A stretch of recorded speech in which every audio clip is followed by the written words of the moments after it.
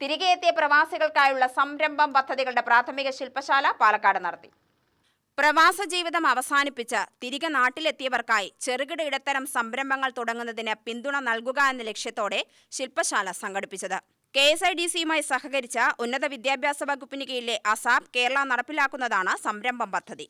Malampuzha block IEO Pradeep class എടുത്തു.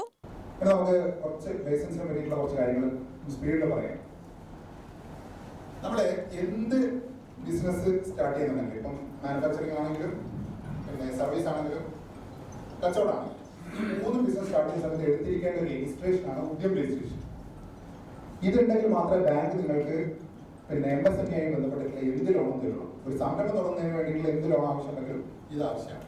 പിന്നെ ഇതിൽ നമുക്ക് വേണ്ട രേഖകൾ എന്തൊക്കെയാണെന്ന് വെച്ചാൽ ആധാർ കാർഡ്, പാൻ കാർഡ്, നിങ്ങളുടെ ബാങ്ക് പാസ്ബുക്ക്, ഈ 3 സംഗതികൾ ഉണ്ടെങ്കിൽ നമുക്കിത് എടുക്കാം. സ്വന്തമായിട്ട് എടുക്കാം. അക്ഷയ കേന്ദ്രത്തിൽ പോയി കഴിഞ്ഞാൽ 100 രൂപ ചിലവാകും. DSC വന്നാൽ 1 രൂപ പോലും ചിലവാകില്ല. നിങ്ങൾക്ക് സുഖമായിട്ട് എടുക്കാം. ASAP Kerala program manager P. Mini പദ്ധതിയെക്കുറിച്ച് വിശദീകരിച്ചു.